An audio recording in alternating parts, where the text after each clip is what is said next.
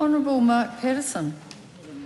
Speaker, I rise on behalf of New Zealand First for this Crimes, Theft by an Employer Amendment Bill.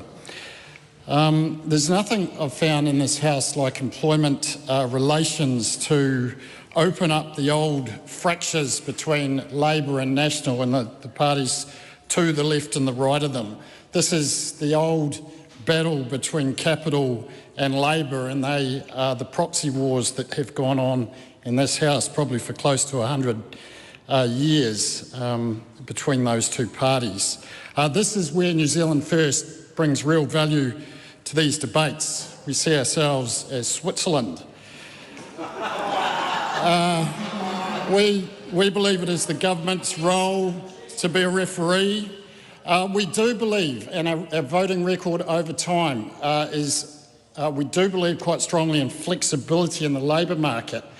We have fought really hard over time for the 90-day trials and supported Minister Veld in this Parliament, and when we were in coalition with Labor, we fought really hard to keep those 90-day trials for businesses under 20 employees. We also supported, recently we're in the process of supporting the excesses around the PGs, the personal grievances, and try to bring that back into some balance.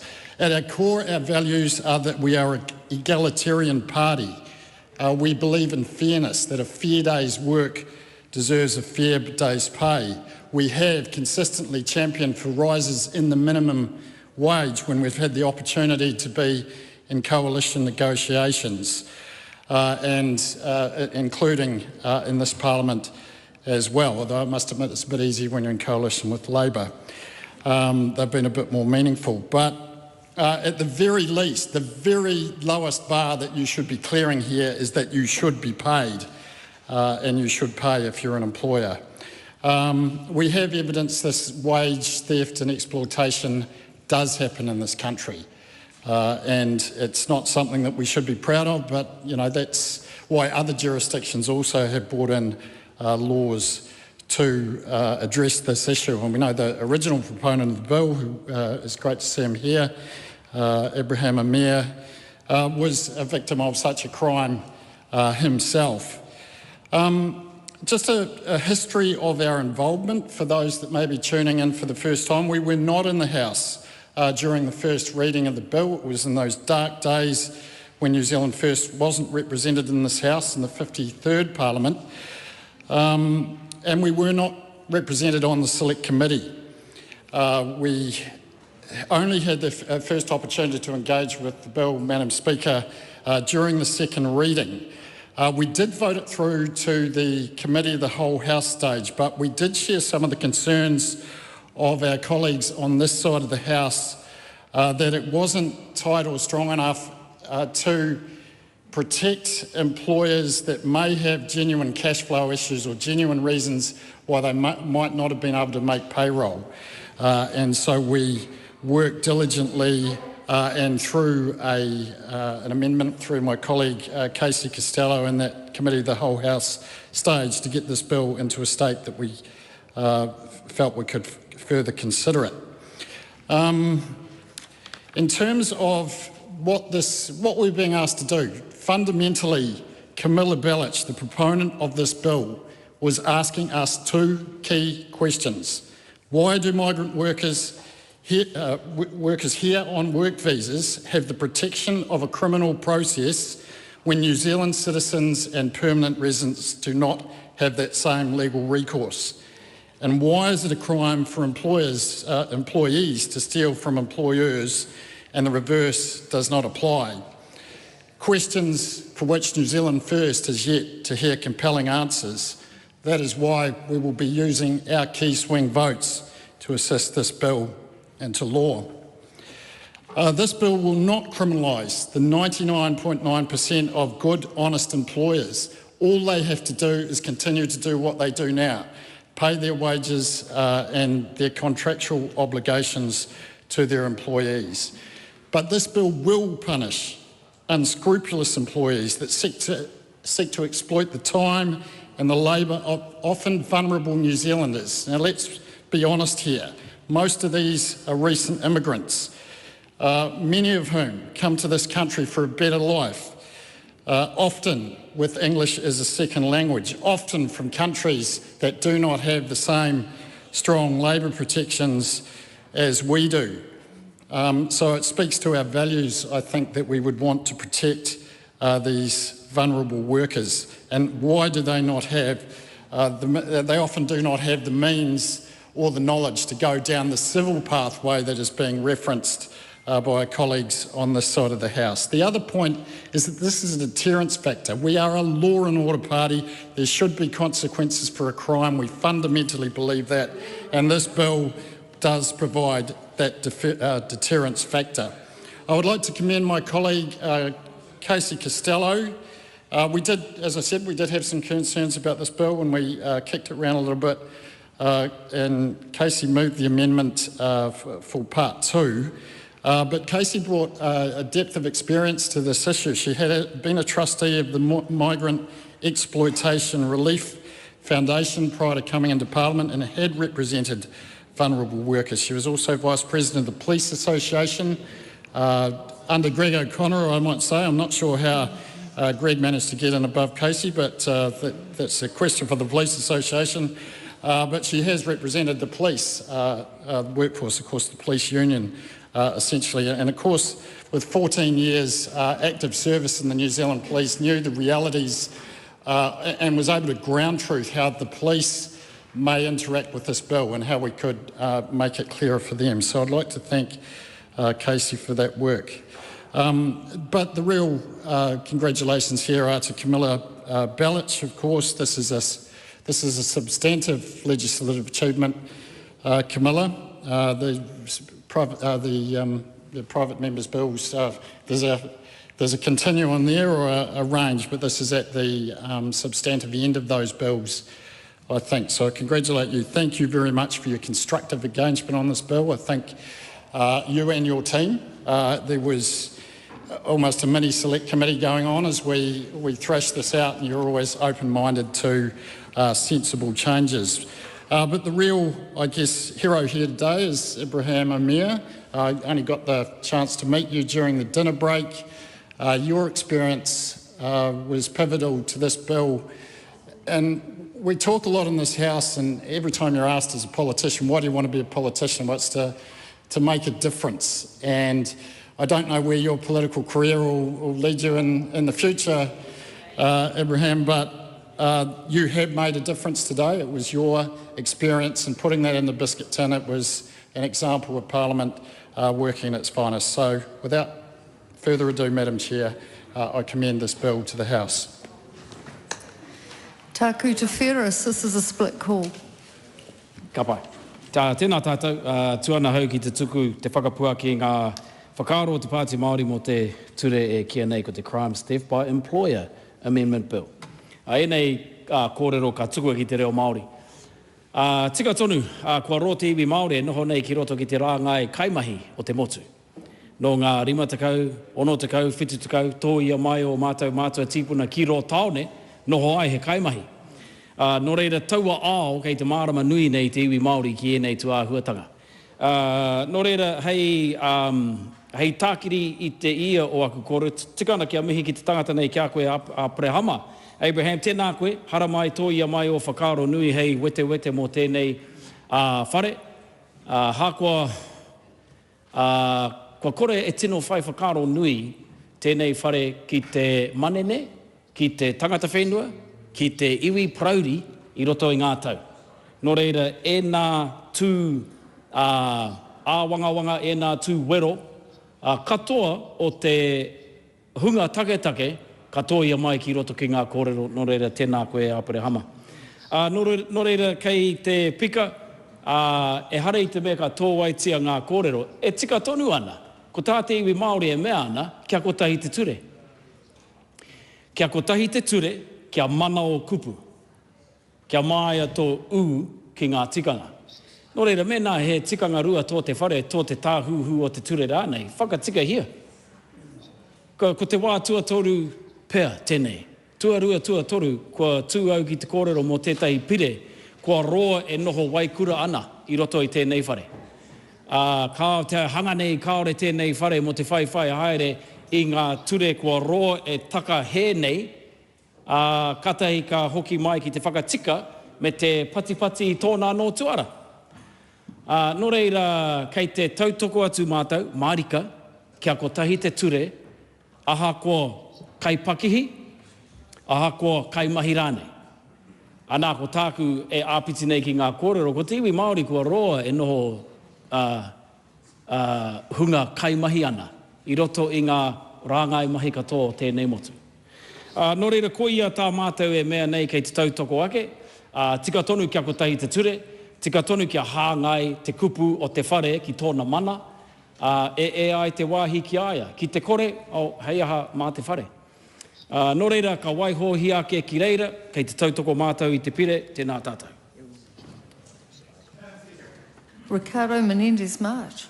Yeah, it's a big pleasure to support this bill and to hopefully becoming law. And I just want to commend Camilla Bellich and Ibrahim Omar, who's here with us today, for the work that they have done to bring this issue into the debating chamber. And I think at the core of it, this bill is asking us to consider whether not paying an employee their wages is theft. Pretty bloody common sense, I reckon. And I think to me, that should spark a broader conversation politically about actually, you know, workplaces are nothing without the workers.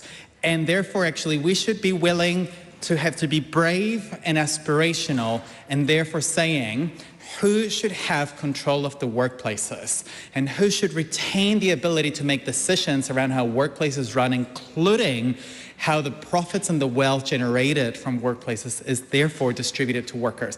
I think this bill has sparked a really important conversation. Having worked in hospitality with my peers, I know this is a huge issue in the hospitality sector.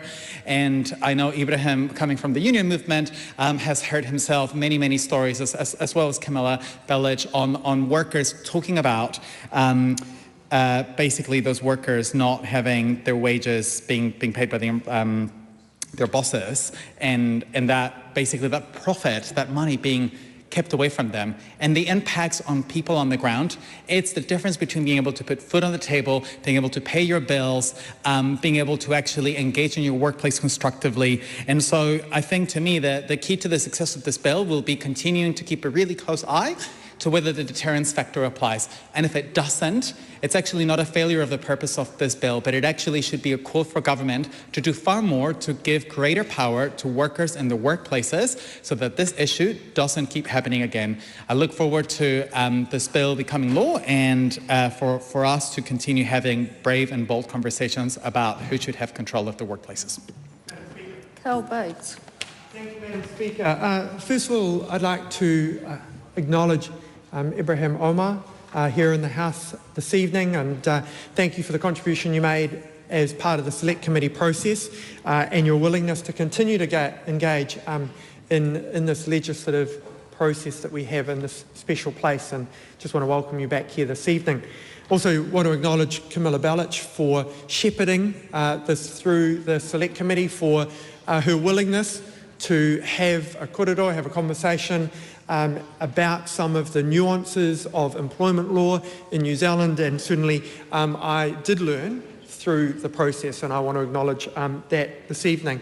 I want to acknowledge the Select Committee for the hard work that they put into shepherding this through, and the conversations that happened and led by New Zealand First and by the Honourable Casey Costello to the amendment that was put forward as part of the Committee of the Whole House stage.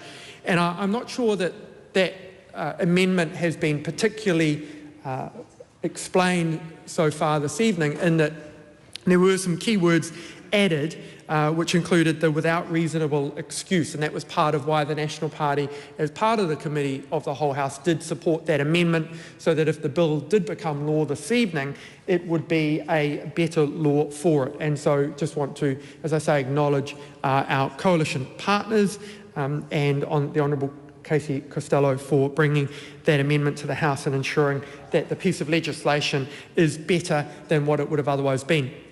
But Madam Speaker, it troubles me this evening that this has become a conversation about whether or not employees should get paid. The answer to that is pretty simple. employees should get paid what they are due for the work that they do. That is not the question here this evening. The question here this evening is whether or not the system that we currently have in place adequately, appropriately addresses that concern. And Madam Speaker, it's important to note that we have the Employment Relations Act that makes it very clear that underpayment and breaches of employment agreements are dealt with, or can be dealt with. That the Minimum Wage Act and the Wages Protection Act ensure workers receive their full entitlements and prevent unlawful deductions.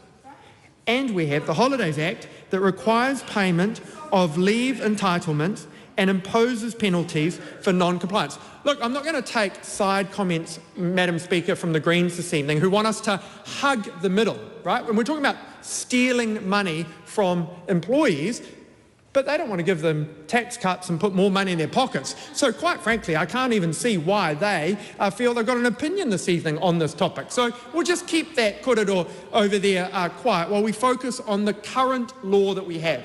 A law that protects employees, gives them rights, and ensures that they have the right to deal with issues in their employment relationship when they come up. Now, what was interesting through the process, both here in the House and in the Select Committee, is we asked for data around theft from employees on a number of occasions. And what we were given were broad challenges using the current system that provides for grievances that didn't and couldn't accurately provide a number for theft from employees that's currently occurring. So what is being proposed this evening and proposed through this process, Madam Speaker, is something that tries to deal with the exception rather than the rule. And I take the point from our New Zealand First colleagues that 99.9% of all employers are good employers. And it's well, I'm simply quoting a member who has shared that perspective earlier this evening, and a perspective that I value significantly more, Madam Speaker, than anything that comes from that corner of the House, Madam Speaker. And so the point about the 99.9% of employers that do a good job is that while this bill doesn't target them, it is going to increase the compliance burden, the expectation, and my concern is the mental health of the small business, small and medium employers, small and medium enterprises, who are going to have another thing that their HR consultant comes along and says, are you aware that you could go to jail? That you need to come to this workshop, you need to learn more about this. It's going to add another thing that employers and businesses have to learn about that doesn't actually solve a problem, that doesn't add to the set of tools that are already in our legislative framework to deal with this sort of problem. Now, the comment was made earlier this evening, Madam Speaker, that businesses don't work without employees. And I agree with that. In my journey as a business owner, without a team, we couldn't have achieved anything. But similarly, employees don't have a job without an employer. It is a relationship that requires both to be involved. And yes, you can talk about some of the larger ones and how it'll be easy for them to ensure they comply with this. And of course, there are already remedies if they don't. And we make that point very clearly in the House this evening. There are already remedies for those where this happens. And I feel for an employee that is in this situation where they have had the effective theft of their wages by an employer, I feel for them, Madam Speaker, but there are already ways, avenues within our law for them to ensure that they get their wages paid, Madam Speaker. But I am concerned, as I say, for those small and medium employers, those sub-20 that my learned friend spoke about earlier, and what this will mean for them. The question for us this evening is when we add a law to the statute books, does it add to the set of tools? And is the cost of implementation, the cost of red, and I've heard it said a couple of times over recent times, the cost of red and green tape, because we have to remember that those two things are tied together in this House, that when we talk about thieving from the pockets of employees, we should also be talking about the fact that both of those parties who are so concerned with employee earnings in this country that they voted against in this House, Madam Speaker, they voted against tax cuts for those very people, which I just find very ironic with their concern. But we have to think, Madam Speaker, about the cost of implementation of these laws when we already have a legislative framework to deal with this challenge. Now, during the Select Committee process, and it might not have actually been on this bill specifically because we have the unions talk to us on basically every bill in the Education and Workforce Select Committee, Madam Speaker, and our chair, Katie Nimmin, effectively guides us through those discussions. But the point was made recently by one of the unions that in employment relationships there is a good faith requirement as part of the employment agreements, and they argued that this covered all manner of issues that may come up in an employment relationship.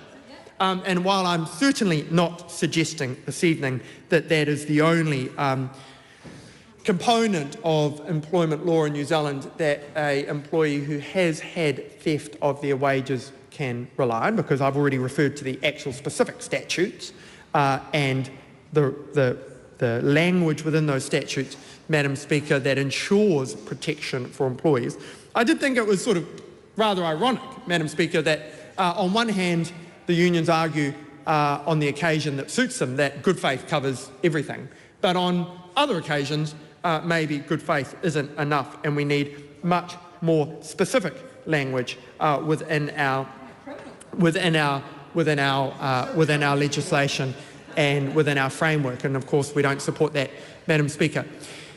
The biggest thing that this does is it shifts one aspect of employment law from the civil jurisdiction to the criminal jurisdiction, and we don't believe that actually improves in any way the ability for employees to get recompense when they have had their wages withheld or stolen, Madam Speaker. And so therefore, I don't commend this bill to the House.